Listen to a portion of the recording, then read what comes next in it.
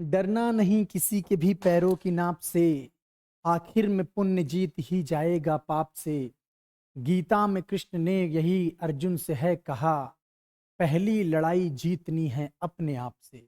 जय हिंद बच्चों, आप सबकी लड़ाई लगभग अंतिम दौर पे है। पहली लड़ाई आप जीत चुके हैं, अंतिम दौर की लड़ाई चल रही है। अंतिम दौर की लड़ाई के लिए हम आपके साथ एक बार फिर से आपके बिजनेस गुरु क्लास 12th के बिजनेस स्टडीज को लेके आ गए हैं। हम रिवीजन वीडियोस अपलोड कर रहे हैं। उन रिवीजन वीडियोस को अपलोड करने की कड़ी में आज दूसरा वीडियो हम आपके लिए लेके आए हैं। इसके पहले वीडियो में हमने कंज्यूमर प्रोटेक्शन के बारे में एक ब्रीफ वीडियो अपलोड किया था। कोशिश की थी कि जो बच्चे पहली बार पढ़ रहे हैं उनको भी वो समझ में आए। हम जितने भी वीडियोस डालेंगे उसका मुख्य उद्देश्य होगा कि जो बच्चे पहले पढ़ चुके हैं उनको तो वो मदद करेगा ही करेगा। जो बच्चे पहली बार पढ़ रहे हैं, पूरे साल किसी न किसी अन्य गतिविधियों में वो संलिप्त रहे हैं, अब जाके उनको पढ़ाई का मौका मिल रहा है। अपने बहुत ही व्यस्ततम शेड्यूल से वो समय निकाल के, क्योंकि एग्ज़ाम 10 दिन बाद है, तो वो पढ़ाई के लिए आ रहे हैं, तो उनको भी वो वीडियो बहुत ही ज़्यादा हेल्पफुल रहेगा। तो आज हम अपने उस सिलेबस में कंज्यूमर प्रोटेक्शन के बाद एक चैप्टर लेके आए हैं जो आज के परिप्रेक्ष्य को देखते हुए बहुत ही इंपॉर्टेंट है, फाइनेंशियल मार्केट। फाइनेंशियल मार्केट दो शब्दों से बना है। आइए जानते हैं पहले फाइनेंशियल मार्केट क्या होता है। फाइनेंशियल मार्केट जानने के लिए सबसे पहले हमें ये जानना होगा कि मार्केट क्या होता है। मार्केट ऐसी एक जगह जहाँ पे हमारे यूज़ की सामान मिल जाए, पैसों के बदले में, सामान के बदले में। Market is a place where we get the desired product by paying the price charge by seller और द ट्रेडर। मार्केट क्या है? मार्केट एक ऐसी जगह है जहां आप अपने मन का सामान खरीदते हैं उसके मन के पैसे के हिसाब से। ये सिंपल साधारण शब्दों में यही मार्केट की डेफिनेशन है। फाइनेंशियल मार्केट क्या होता है? फाइनेंशियल मार्केट ऐसा मार्केट होता है जहां पे फाइनेंशियल असेट का आदान प्रदान होता है। सर फाइनेंशियल असेट क्या होते हैं? फाइनेंशियल असेट, ये देखिए, a financial market is a market where financial asset, shares, debentures, bond, currencies etcetera are bought and sold. इसकी ज़रूरत क्यों पड़ी, इसके पहले हम आपको थोड़ा सा इसको ब्रीफ कर देते हैं। फाइनेंशियल मार्केट होता क्या है, क्यों इसकी ज़रूरत पड़ी हमें फाइनेंशियल मार्केट की? कई बार क्या होता है कि हमारे घर में, हम हाउस होल्ड हैं, हमने पैसे कमाए और अपने कुछ पैसे अपने घर में रखे हुए हैं। सपोज हम हर महीने 10,000 रुपये बचा लेते हैं, तो हर महीने 10,000 रुपये अपने घर में रख रहे हैं। तो ऐसा करते करते एक साल में 1,20,000, मतलब 1,20,000 रुपये एक साल में हमने बचाए। अब तो 1000 की नोट प्रचलन में नहीं है, लेकिन अगर आज के परिप्रेक्ष्य में बात करें तो 500 की 2 गड्डियां और 20 की एक गड्डी हमने एक साल में बचा ली। तो क्या ऐसा है क्या कि 500 की जो एक गड्डी है वो हम रखे रहेंगे तो उसी में से एक 50 की गड्डी अपने आप आएगी? क्या 500 की गड्डी 50 की गड्डी पैदा करेगी क्या? रखे रखे पैसे बढ़ जाएंगे? बिल्कुल नहीं बढ़ेंगे।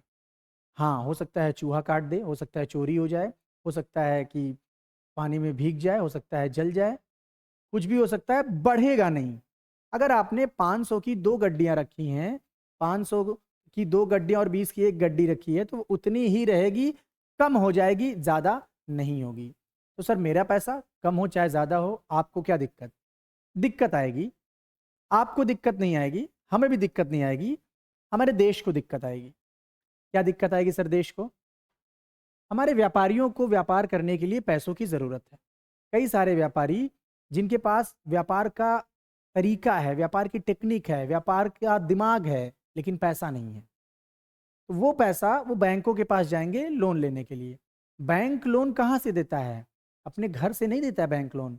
हमारे पैसे जो बैंक में हैं, हमने जमा किए हैं, वो उनको उठा के दे देता है।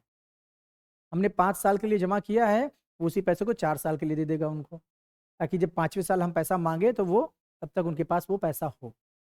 तो बेसिकली जो फाइनेंशियल मार्केट का काम क्या है कि ये हाउस होल्ड और बिजनेस एंटिटीज को जोड़ता है, उनके बीच में ब्रिज का काम करता है। व्यापारी पैसा लेने के लिए किसी के घर नहीं जाएगा कि हमको बिजनेस की शुरुआत करनी है, प्लीज आप 10,000 रुपए दे दीजिए। वो बैंक जाएगा, आप अपना पैसा बैंक में जमा करेंगे, बैंक उस पैसे को उठा के बिजनेस में व्यापारियों को लोन देगा। तो ये जो साइकिल है, this cycle will help ultimately the nation to grow. कैसे हेल्प करेगी सर? जब बिजनेसमैन के पास पैसे होंगे वो बिजनेस कर पाएगा, उसके पास कैपिटल होगी, उस कैपिटल का यूज करके वो प्रोडक्शन, मैन्युफैक्चरिंग या सेलिंग जो भी करना चाहता वो करेगा। डायरेक्टली इनडायरेक्टली दोनों तरह से हमारे कंट्रीब्यूट वो करेगा, इकोनॉमी में भी करेगा, अपने पर्सनल इंडिविजुअल लाइफ में भी कंट्रीब्यूशन करेगा। तो फाइनेंशियल मार्केट एक ऐसा मार्केट है जहां पे फाइनेंशियल एसेट का आदान प्रदान होता है। फाइनेंशियल एसेट कौन सी एसेट होती हैं सर? वो डिबेंचर हो सकता है, वो शेयर हो सकता है, वो करेंसी हो सकती है, वो बॉन्ड हो सकती है। ठीक है, अब आगे आते हैं फाइनेंशियल मार्केट करेगा क्या। फंक्शंस ऑफ फाइनेंशियल मार्केट हम आपको पहले ही ये बता चुके हैं, ये समरी क्लासेस है, रिवीजन क्लासेस है, फुल फ्लेज्ड क्लासेस। हम नेक्स्ट सेशन में एक एक क्लास 2-2, 3-3, 4-4 घंटे की अपलोड करेंगे कई पार्ट में। बट अभी ये सारे वीडियोस एग्जाम को पॉइंट ऑफ व्यू, एग्जाम के पॉइंट ऑफ व्यू से अपलोड किए जा रहे हैं, एग्जाम के पर्पज से अपलोड किए जा रहे हैं, इसलिए डिटेल्ड डिस्कशन यहाँ पे नहीं हो पाएगा। फिर भी मैं कोशिश करूंगा जितना ज्यादा से ज्यादा मैं आपको एक्सप्लेन कर पाऊं उन बच्चों के लिए स्पेसिफिकली। एक बार फिर मैं कह रहा हूं, जिन बच्चों ने पूरे साल पढ़ाई नहीं की है उनके लिए मैं कह रहा हूं। जिन्होंने पढ़ाई की उनको तो बस ये देखते ही समझ में आ जाएगा, बस मैं एक बार बोलूंगा उन्हें समझ में आ जाएगा। तो यहाँ पे डिटेल्ड के लिए आप प्लीज एक्सपेक्टेशन अपनी ना रखें, हम आपको समराइज वे में इसको समझाएंगे। वापस आते हैं फंक्शंस ऑफ फाइनेंशियल मार्केट। सबसे पहला मोबिलाइजेशन ऑफ सेविंग। हमने जो आपको बताया कि हमारे घर में रखे रखे पैसा बढ़ेगा नहीं, और हमसे कोई व्यापारी उधार लेने भी नहीं आएगा। व्यापारी जाएगा बैंक, हम वही पैसा बैंक को देंगे, बैंक व्यापारी को देगी। तो सेविंग को मोबिलाइज करेगा। सेविंग जो एक जगह पड़ी पड़ी सड़ रही थी उसको उठा के बैंक में हमने दे दिया, बैंक उसको व्यापार को देगा, व्यापारी को देगा, व्यापार बढ़ेगा तो पैसा और डबल ट्रिपल क्वाड्रिपल होता जाएगा। दूसरा है प्राइस डिटर्मिनेशन। किसी भी चीज की प्राइस डिसाइड होती है उसके मार्केट से। इकोनॉमिक्स में आपने पढ़ा है डिमांड सप्लाई का कॉन्सेप्ट। किसी भी प्रोडक्ट की डिमांड हाई है, सप्लाई कम है। जैसे अभी रिसेंट गैस सिलेंडर, डिमांड का क्या सीन है ये तो आप सभी को पता है। सप्लाई कम हो भी सकती है, नहीं भी हो सकती है, डिमांड बहुत बढ़ गई है। न्यूज़ चैनल्स में, न्यूज़पेपर्स में, सोशल मीडिया में ये सब देख के लोगों को लग रहा है कि अब गैस सिलेंडर दुनिया से खत्म हो रहा है, तो हम जितना अपने पास रख लें। तो कई सारे लोग 2-2, 3-3, 4-4 गैस सिलेंडर अपने पास एक्स्ट्रा स्टॉक में रख ले रहे हैं, जो कि गलत है, ऐसा नहीं होना चाहिए। क्यों? क्योंकि हम अगर 2-4 सिलेंडर एक्स्ट्रा रख लिए तो कोई ऐसा गरीब है जिसके पास एक भी नहीं है, तो उसके लिए ज़्यादा दिक्कत हो जाएगी। बहरहाल हम ये जो देख रहे हैं कि गैस सिलेंडर की कमी हो गई है। कमी हो गई है मतलब डिमांड बढ़ गई है, सप्लाई कम है। अगर किसी शहर में 1 लाख सिलेंडर की डिमांड थी, पहले 1 लाख सिलेंडर की सप्लाई थी, अब वो डिमांड 1.5 लाख की हो गई है, सप्लाई उतनी ही है, तो सिलेंडर का प्राइस बढ़ जाएगा। जो सिलेंडर 1000-1100 का मिल रहा था उसी को ब्लैक में 1500, 2000, 3-3 हजार रुपए देके लोग खरीद रहे हैं। तो किसी भी प्रोडक्ट की प्राइस के डिटर्मिनेशन के लिए उसके मार्केट का होना जरूरी है। तो मार्केट, फाइनेंशियल मार्केट का ये भी काम है कि किसी भी प्राइस को वो डिसाइड करता है। Price of the securities decided by demand and supply. उसके बाद है लिक्विडिटी। लिक्विडिटी मतलब क्या है? हम जैसे अगर ये फाइनेंशियल मार्केट नहीं होता, पुराने ज़माने में हमारे पास शेयर का पेपर होता, शेयर के पेपर से हम किसी को पेपर देके पैसा नहीं ले सकते थे। अभी क्या है, हमारे डीमैट अकाउंट में शेयर पड़े हुए हैं, हमने शेयर बेच दिए, तुरंत मेरे अकाउंट में पैसे आ गए। तुरंत मतलब जो भी उसका प्रोसेस होगा ट्रांजेक्शन वाले डे या ट्रांजेक्शन के अगले दिन या T+2 T+5 जो भी होगा, तुरंत कहने का मतलब कि जो भी उस प्रोसेस में होगा टाइम, तो वो आ जाएगा। पहले क्या था कि हम वो पेपर लेके जाते थे स्टॉक एक्सचेंज, वहाँ जाके खिड़की में जमा करते थे। जैसे पुराने ज़माने में बैंक वाला सीन होता था कि आप भरते थे चिट्ठी लेके जाते थे बैंक में, भरते थे स्लिप, चिट्ठी के साथ स्लिप देते थे, वो आपको पैसा देता था। अभी क्या है, तुरंत QR स्कैन किया, पैसा ट्रांसफर। तुरंत IMPS किया, पैसा ट्रांसफर, तुरंत नेफ्ट RTGS किया, पैसा ट्रांसफर। तो फाइनेंशियल मार्केट के आने से लिक्विडिटी बढ़ गई है। आपको, आपके पास स्टॉक्स हैं, आपके पास डिवेंचर्स हैं, आपके पास शेयर्स हैं, आप तुरंत उसको सेल करिए, तुरंत आपको पैसा मिल जाएगा। और उसके बाद रिडक्शन ऑफ ट्रांजैक्शन कॉस्ट, क्योंकि फाइनेंशियल मार्केट अब ज़्यादातर डिजिटल हो गया है, तो आपकी कई सारी कॉस्ट बच जाती हैं। कौन कौन सी कॉस्ट बच जाएंगी? जैसे मान लीजिए पहले यहाँ से वहाँ जाने की कॉस्ट, टाइम, एनर्जी, ये सारी चीज़ें, save times, efforts and money. तो फाइनेंशियल मार्केट का फंक्शन क्या है? सबसे पहले it mobilise the savings of household. उसके बाद प्राइस डिटर्मिनेशन, कैसे? डिमांड सप्लाई के कॉन्सेप्ट से। उसके बाद लिक्विडिटी मेंटेन करता है, इजीली कन्वर्टेबल इनटू कैश होती हैं securities due to existence of financial market. उसके बाद reduction of transaction cost because it save time, energy and money. अब आते हैं फाइनेंशियल मार्केट कितने प्रकार के होते हैं। टाइप्स ऑफ फाइनेंशियल मार्केट दो प्रकार के होते हैं, एक मनी मार्केट होता है, एक कैपिटल मार्केट होता है। तो सबसे पहले मनी मार्केट पढ़ते हैं। मनी मार्केट डील करता है उन सारे सिक्योरिटीज से, उन सारे इंस्ट्रूमेंट से जो लेस देन 1 ईयर के लिए हमारे मार्केट में अवेलेबल रहते हैं। लेस देन 1 ईयर के लिए मतलब कि जिनकी वैलिडिटी लेस देन 1 ईयर है, मैच्योरिटी लेस देन 1 ईयर है, वो सारे इंस्ट्रूमेंट मनी मार्केट में आते हैं। इसीलिए इसको शॉर्ट टर्म मार्केट भी कहा जाता है, शॉर्ट टर्म फाइनेंशियल मार्केट भी कहा जाता है। मनी मार्केट की feature highly liquid, short maturity, low risk, large amount transaction. क्यों ऐसा है? हाई लिक्विडिटी क्यों? क्योंकि 1 साल से कम के टाइम में ही मैच्योरिटी होती है, इसीलिए बहुत ही लिक्विड होता है। तुरंत आप, जैसे आज आपने ट्रांजेक्शन किया, सुबह ट्रांजेक्शन हो सकता है शाम को आपके पास पैसे आ जाएं। डिजिटल ट्रांजेक्शन की मैं बात कर रहा हूं, जैसे T+5 होता था पहले, अब T+1 हो गया है। इन मनी मार्केट के ट्रांजेक्शन बहुत ही जल्दी कंप्लीट होते हैं। शॉर्ट मैच्योरिटी आपको बताया 1 साल से कम के लिए होते हैं ये। लो रिस्क, रिस्क कम क्यों होता है? क्योंकि सिंगल टाइम में अमाउंट कम इन्वॉल्व होता है और लंबे समय के लिए इन्वॉल्व नहीं होता है, 1 साल के लिए ही इन्वॉल्वमेंट होता है। कई बार होता है कि आपने किसी को 10 साल के लिए कुछ पैसा दिया, 10 साल बाद क्या होगा, कैसे होगा, आप रहेंगे नहीं रहेंगे, वो रहेगा नहीं रहेगा, कोई गारंटी नहीं है। गारंटी तो ये भी नहीं कि आप 1 साल रहें या ना रहें, बट कंपेरेटिवली लॉन्ग टर्म से शॉर्ट टर्म में थोड़ा सा रिस्क कम रहता है।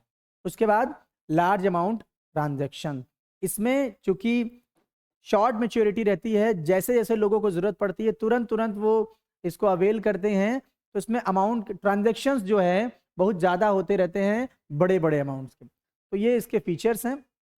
अब बात करते हैं हम इंस्ट्रूमेंट्स ऑफ मनी मार्केट। किन किन चीज़ों से हम मनी मार्केट में डील करते हैं? इंस्ट्रूमेंट जैसे music instrument, guitar, violin, band, ढोल, इन सब का यूज करके हम संगीत की साधना करते हैं, संगीत में एंटर करते हैं।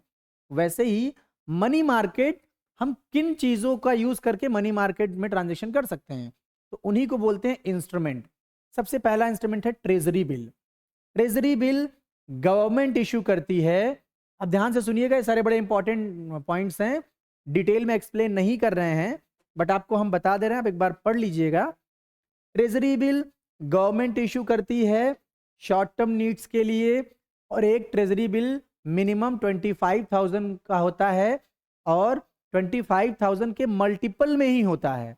मतलब अगर आपको 70,000 रुपए चाहिए, गवर्नमेंट को 70,000 चाहिए, तो गवर्नमेंट 70,000 के ट्रेजरी बिल इशू नहीं कर सकती है। 25, 25, 25 जो भी ट्रेजरी बिल इशू करेगी वो 25,000 के मल्टीपल में, मतलब एक ट्रेजरी बिल की कीमत 25,000 होती है, इसी के मल्टीपल में वो इशू करेगी। इसकी मैच्योरिटी 14 दिन से 364 दिन के बीच होती है। गवर्नमेंट को जब पैसे की जरूरत होती है तो वो ट्रेजरी बिल इशू करती है। सर गवर्नमेंट को पैसों की जरूरत होती है तो गवर्नमेंट पैसा मांगती है हमसे? बिल्कुल मांगती है। सर कभी मोदी जी तो मांगने नहीं आए, कभी मनमोहन सिंह तो मांगने नहीं आए थे, कभी अटल बिहारी वाजपेयी तो मांगने नहीं आए थे। तो सर कैसे गवर्नमेंट मांगती है? गवर्नमेंट खुद नहीं मांगने आती है, गवर्नमेंट ने बिठा रखा है किसी को। किसको? आरबीआई को, गवर्नमेंट का सेंट्रल बैंक, वो आपसे मांगेगी। तो ट्रेजरी बिल आरबीआई गवर्नमेंट के बिहाफ पे इशू करेगी कि भैया गवर्नमेंट को पैसों की ज़रूरत है 10 दिन के लिए, 20 दिन के लिए, 40 दिन के लिए, 100 दिन के लिए, आप दे दीजिए। तो वो ट्रेजरी बिल इशू करेगी। 2 ट्रेजरी बिल 25-25 50,000 रुपए, 10 ट्रेजरी बिल 2.5 लाख रुपए, तो ये ट्रेजरी बिल हो गया। दूसरा है कॉमर्शियल पेपर। कॉमर्शियल पेपर क्या है? It is unsecured promissory note issued by companies for bridge financing and maturity 15 days to 1 year.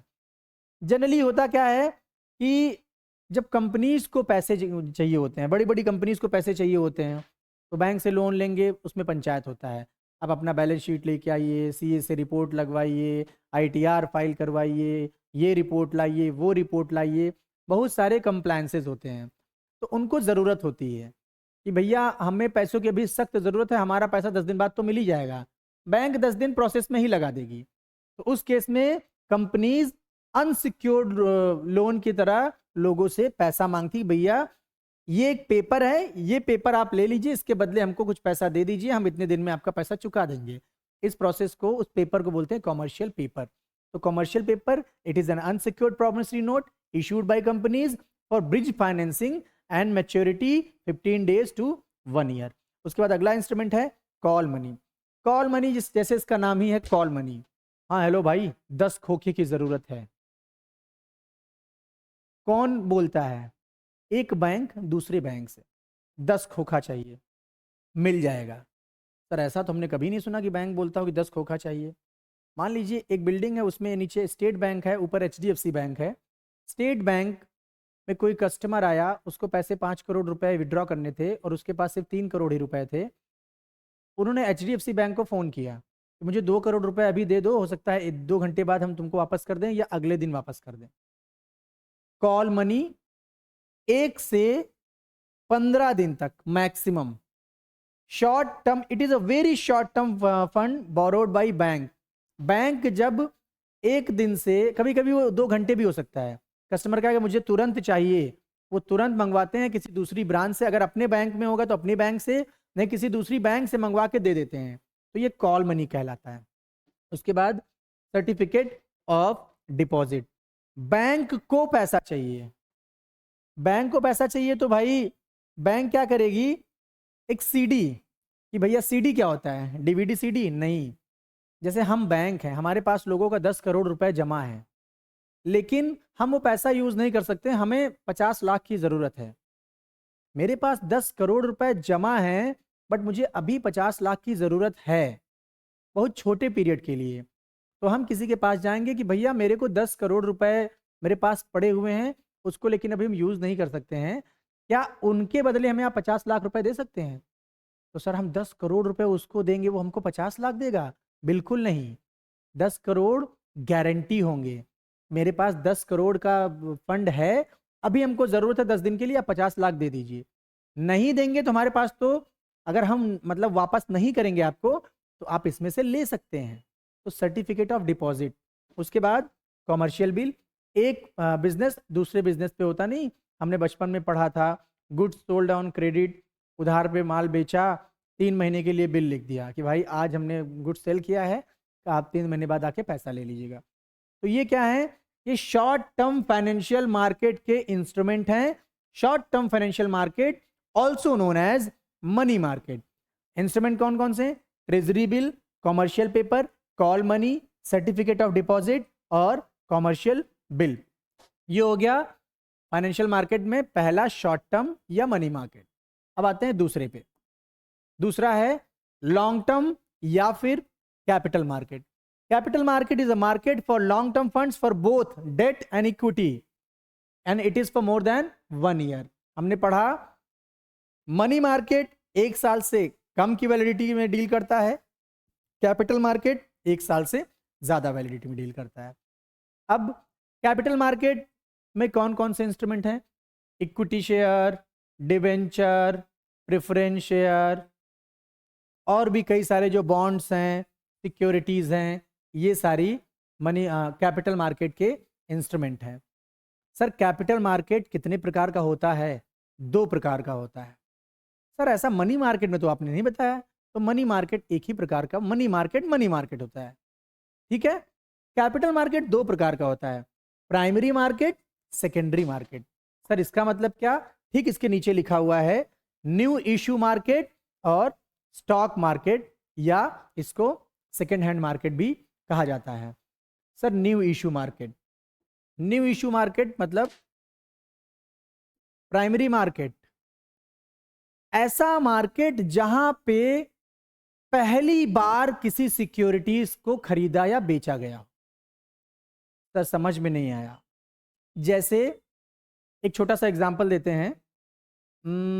मान लीजिए कि आपने एक गाड़ी शोरूम से खरीदी, नई गाड़ी शोरूम से खरीदी। वो जो शोरूम है वो सिर्फ नई गाड़ियों में डील करता है, तो वो हो जाएगा न्यू इश्यू मार्केट या प्राइमरी मार्केट। और एक शोरूम जो सेकेंड हैंड गाड़ियों में डील करता है वो हो जाएगा सेकेंडरी मार्केट या स्टॉक मार्केट। चूंकि हम सिक्योरिटीज की बात करें इसलिए स्टॉक मार्केट। अभी भी समझ में नहीं आया तो फिर से आपको हम बताते हैं। प्राइमरी मार्केट में कैपिटल मार्केट के दो पार्ट हैं, प्राइमरी और secondary. Primary market is also known as new issue market. New issue market ऐसा मार्केट है जहां पे सिक्योरिटीज को पहली बार खरीदा या बेचा जाता हो।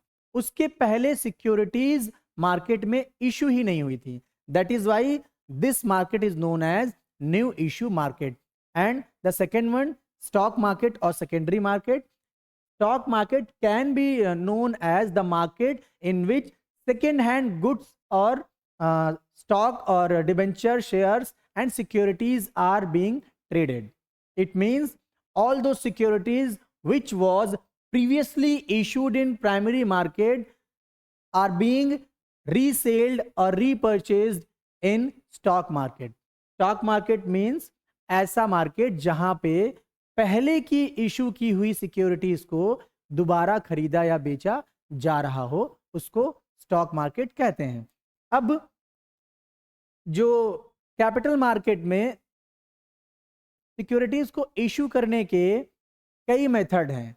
हम कैसे कैसे इशू करेंगे? सबसे पहला, फर्स्ट, पब्लिक इशू।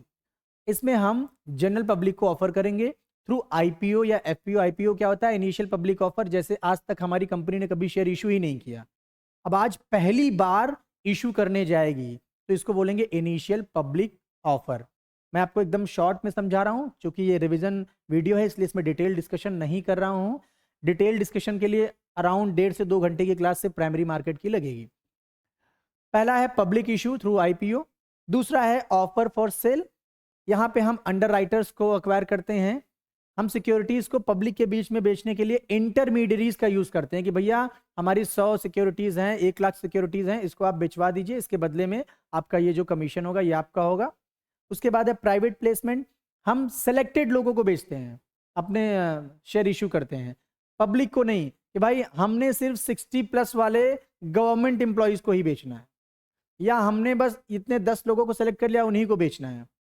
उसके बाद है राइट इशू। राइट इशू मतलब होता है कि जो शेयर होल्डर हमारे ऑलरेडी पहले से शेयर सब्सक्राइब करके बैठे हैं, हम जब भी नए शेयर इशू करेंगे तो उनको शेयर दे देंगे पहले। सपोज हमारे 1 लाख शेयर पहले से ही मार्केट में है, हमें 1 लाख शेयर और इशू करने हैं, तो हम किसी और से बताने की जरूरत हमें नहीं है। हम क्या करेंगे, उन्हीं 1 लाख शेयर होल्डर को वापस अपने 1 लाख शेयर दे देंगे। उसको बोलते हैं राइट इशू। और लास्ट है ई आईपीओ। ई आईपीओ जो ऑनलाइन सिस्टम होता है आईपीओ का, उसी को आजकल ई आईपीओ कहते हैं। जो इनिशियल पब्लिक ऑफर था उसको डिजिटल वे में हम पब्लिक के पास लेके जाते हैं, उसको ई आईपीओ कहते हैं। तो ये these are the methods of issuing securities. Let's revise once again.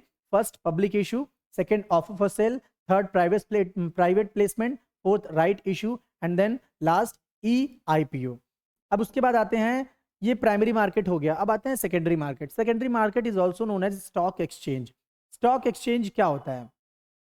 Stock exchange वो मार्केट है जहां पे एग्जिस्टिंग सिक्योरिटीज बेची या खरीदी जाती हैं।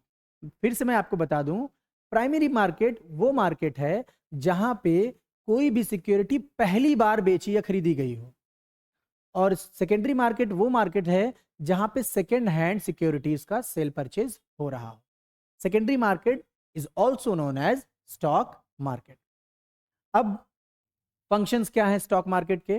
It provides liquidity and marketability. किसी भी चीज़ की प्राइस को डिसाइड करने के लिए मार्केट का होना ज़रूरी है। तो कोई भी आप सामान सेकंड हैंड लेने जाएंगे, तो सपोज अब गाड़ी की बात कर रहे थे, एक आदमी ने बोला भैया ये मेरी गाड़ी 2 साल की चली हुई है, 5 लाख में आप हमसे ले लीजिए। तो क्या वो 5 लाख बोला आप उसको 5 लाख दे के ले लेंगे? नहीं, आप मार्केट में पता करेंगे कि भैया ये जो इतना सेम स्पेसिफिकेशन की गाड़ियाँ क्या मार्केट में 5 लाख तक मिल रही है, कि ज़्यादा मिल रही है, कि कम मिल रही हैं। तो प्राइस डिटर्मिनेशन और लिक्विडिटी ये प्रोवाइड करता है स्टॉक एक्सचेंज। दूसरा, इंश्योर्स सेफ्टी ऑफ ट्रांजेक्शन। क्योंकि स्टॉक एक्सचेंज है, अभी आगे हम पढ़ेंगे, सेबी गवर्न करती है, सेबी कंट्रोल करती है, तो इसमें थोड़ी सी ट्रांजेक्शन में सेफ्टी पर्पस को भी ध्यान में रखते हुए इसको बनाया गया था। कि जैसे पहले बहुत फ्रॉड होता था शेयर्स, डिवेंचर और इन सब चीज़ में, सिक्योरिटीज़ के केस में, स्टॉक मार्केट में वो बहुत ना के बराबर हो गया है।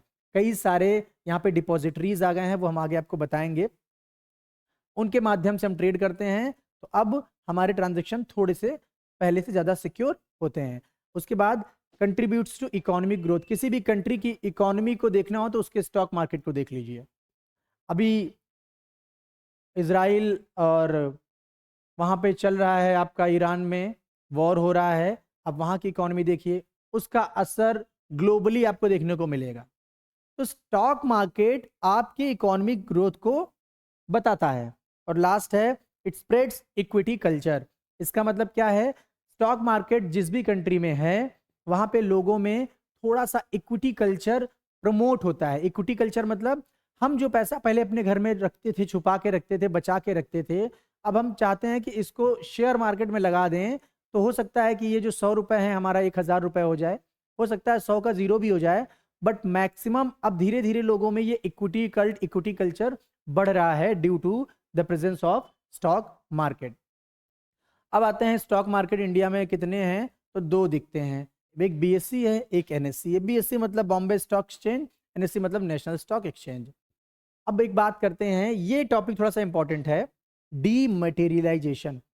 पहले जो हमारे पास हार्ड कॉपी होती थी, कागज होते थे शेयर के, अब उन कागज को हटा के सब कुछ कंप्यूटर में डेटा फीड कर दिया गया है, इसी को बोलते हैं डीमटेरियलाइजेशन। आइए डेफिनेशन पढ़ लेते हैं। Securities held by the investor in the physical form are now cancelled and the investor is given an electronic entry or number so that she or he can hold it as an electronic balance in an account. This process of holding securities in an electronic form is called dematerialization. हमारे कागज में passbook को destroy करके एक digital account number दे देना ही dematerialisation होता है।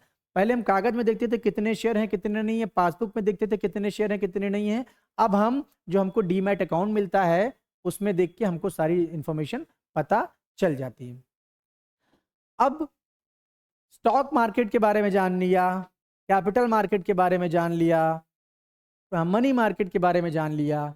अब जो सबसे ज़रूरी चीज़ है कि भाई ये इतना बड़ा सब कुछ पूरा ताम झाम चल रहा है, कोई है जो इसको देखता होगा कि जब जिसका जो मन करे वो करता है? नहीं सर। तो यहाँ पे कुछ लोग बिठाए गए हैं। कौन लोग बिठाए गए हैं? सेबी। ये सेबी, अभी एक मूवी आई थी अक्षय कुमार की बेबी, उसमें आपने देखा होगा अक्षय कुमार डिटेक्टिव का रोल प्ले करते हैं और कई जगह जाके बहुत सारे लोगों को बचाते हैं, अपनी कंट्री में आने वाले खतरे को जो है वो पहले से भांप लेते हैं, फॉरेन जाके कई सारे नए डेवलपमेंटल कार्य करते हैं। तो जो काम अक्षय कुमार ने बेबी बन के किया था वही काम स्टॉक मार्केट और कैपिटल मार्केट में सेबी बन के कर रहे हैं। अक्षय कुमार जी नहीं कर रहे हैं, कई सारे अक्षय कुमार यहाँ पे हैं। सेबी क्या है? SEBI is securities and exchange board of India. ये एक रेगुलेटरी कंट्रोलिंग बॉडी है जो इंडिया के सिक्योरिटी मार्केट को कंट्रोल करता है। ऑब्जेक्टिव इसका क्या है? टू प्रोटेक्ट इन्वेस्टर, जिन भी लोगों का पैसा मार्केट में लगा है उनके हितों की रक्षा करना। To promote development of securities market, securities market के डेवलपमेंट को प्रमोट करना, इसके बारे में लोगों को अवेयर करना और लोगों को प्रमोट करना कि भाई आप आइए इसमें इन्वेस्टमेंट कीजिए। And to regulate stock market activities, और स्टॉक मार्केट में, स्टॉक एक्सचेंज में जो भी एक्टिविटीज चल रही हैं उन पे रूल्स एंड रेगुलेशन बनाना, उनको देखना, उनको मैनेज करना, ये ऑब्जेक्टिव था सेबी का, ताकि हम जितने लोगों ने पैसा लगाया है, सरकार बनती है लोगों के वोट से, तो लोग ही अल्टीमेटली इस डेमोक्रेसी में जो वोटर हैं, जो सिटीजन हैं, वही सबसे बड़े हैं। हालांकि देखते नहीं हैं, दिखते तो नेताजी सबसे बड़े हैं, लेकिन अल्टीमेटली डेमोक्रेसी में वोटर सिटीजन सबसे बड़े होते हैं।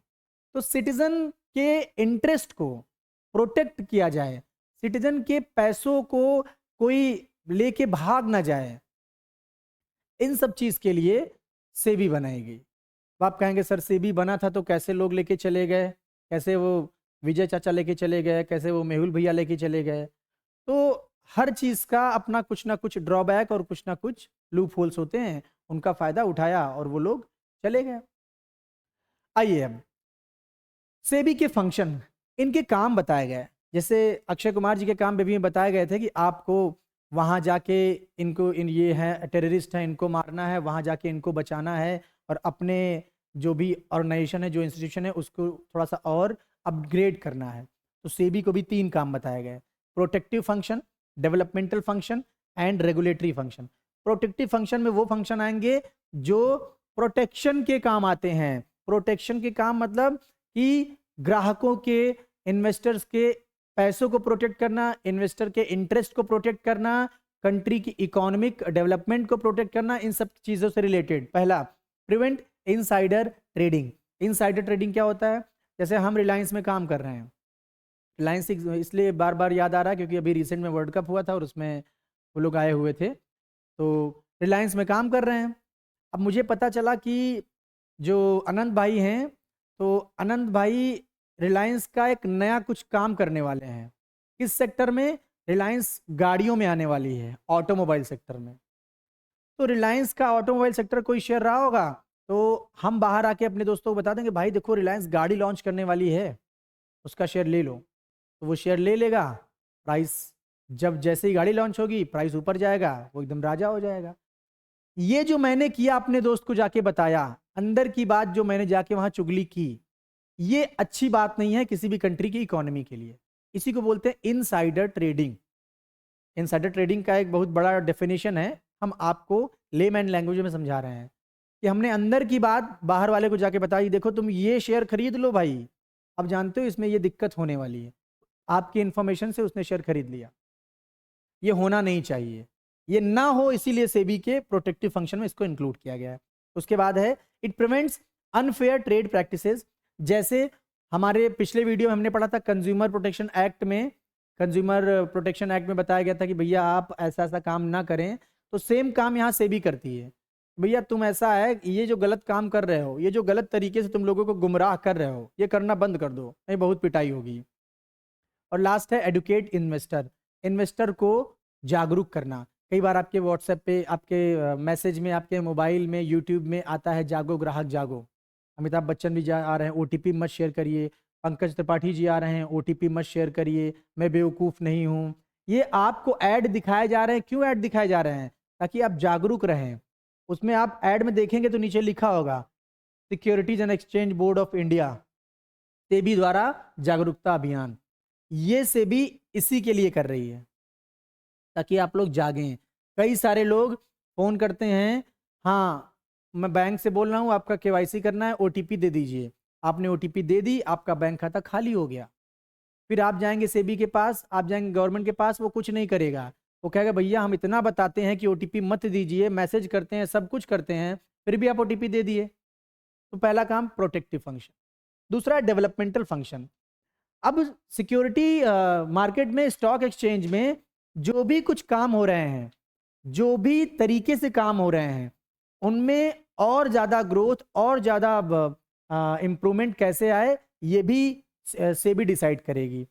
It promotes training of intermediaries. जो भी हमारे अंडर राइटर्स हैं, जो भी हमारे ब्रोकर्स हैं, जो भी हमारे डिपॉजिटरी हैं, उन सब को ट्रेनिंग प्रोवाइड करे। किस लिए? ताकि वो और बेहतर सर्विस प्रोवाइड कर पाएँ। उसके बाद it encourages electronic trading. Physical trading, non electronic trading को पूरी तरह से बिल्कुल धीरे धीरे डिमोलिश किया जा रहा है। अब सब कुछ डिजिटल करिए, डिजिटल इंडिया का दौर चल रहा है। इनका काम है कि सब कुछ धीरे धीरे डिजिटलाइजेशन की तरफ चला जाए।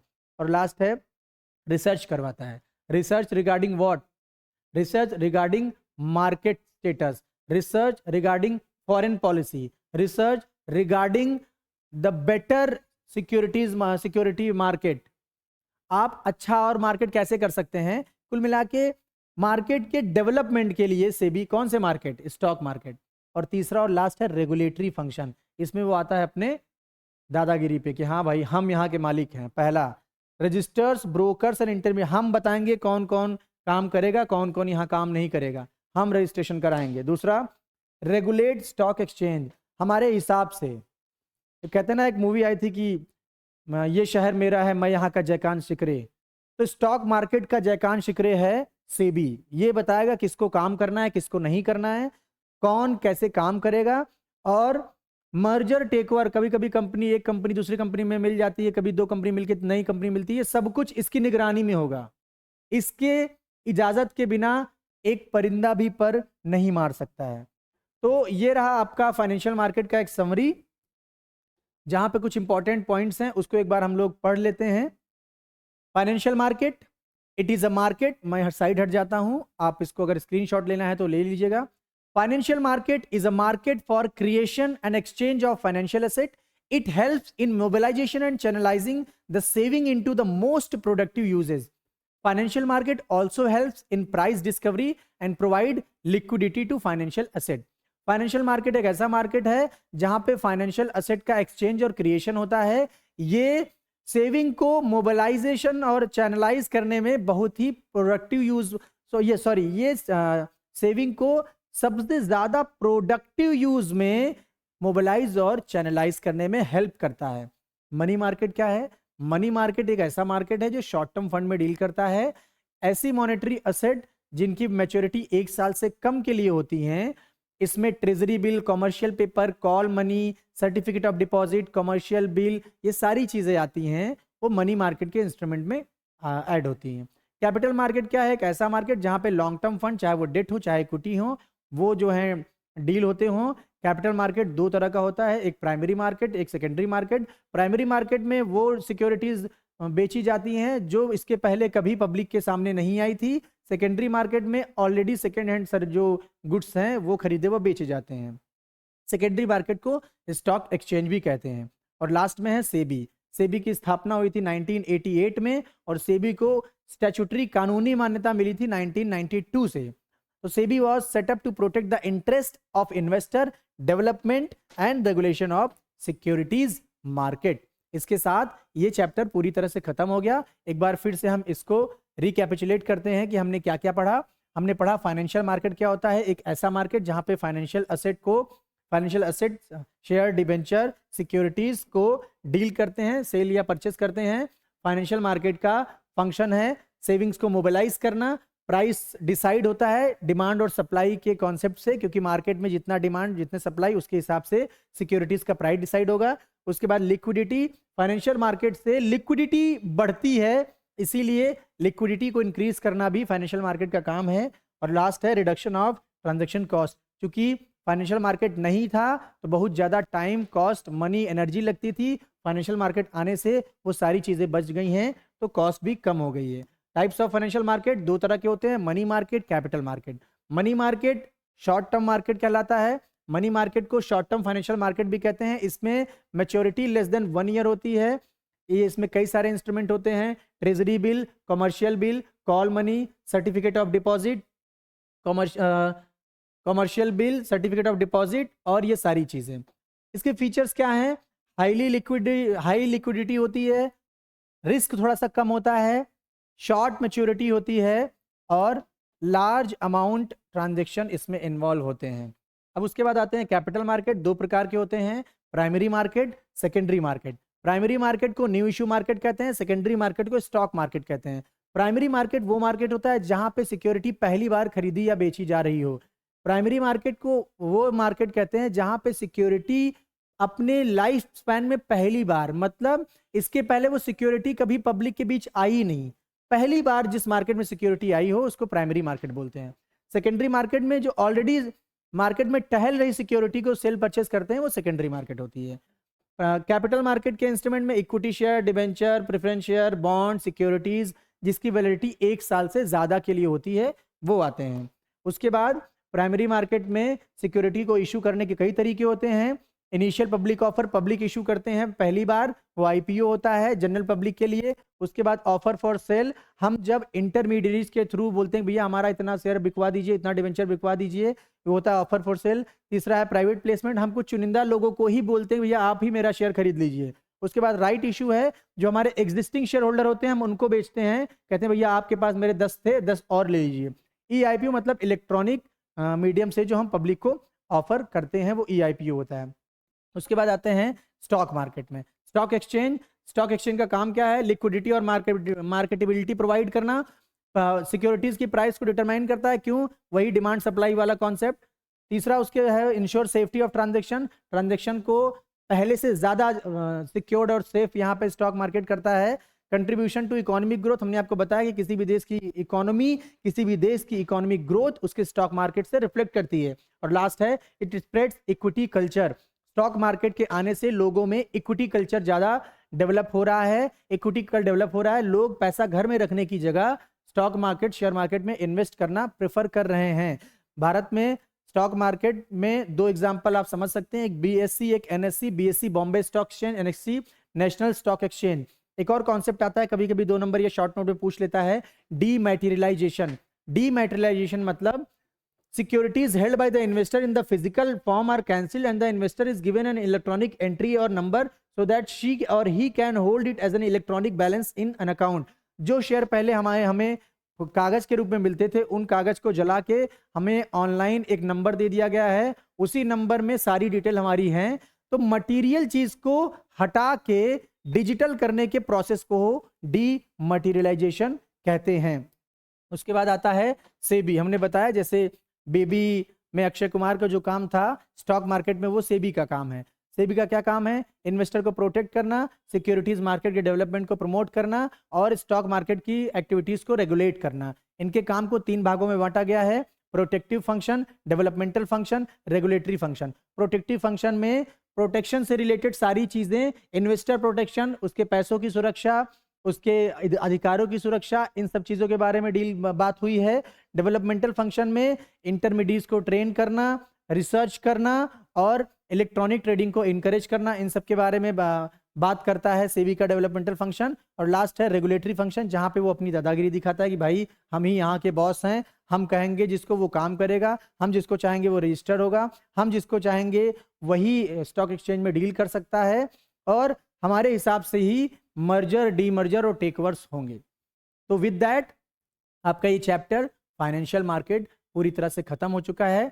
आई होप कि आपको इतने छोटे से समय में हम अपनी बात रखने में थोड़े से कामयाब हुए हैं। अब आपसे रिक्वेस्ट है, इसको पढ़ने के पहले एक बार अपनी बुक को रीड कर लीजिएगा, उसके बाद इसको पढ़िएगा। बिना बुक को रीड किए अगर इसको आप पढ़ेंगे तो ये आपके किसी काम का नहीं होगा। एक बार अपनी बुक को रीड कर लीजिए, उसके बाद इसको पढ़िए। एग्जाम के पहले वाले दिन, एक दिन पहले आप इसको पूरा पढ़ सकते हैं, पूरा देख सकते हैं। आप फास्ट स्पीड में बढ़ा के देख सकते हैं, कैसे भी कर सकते हैं।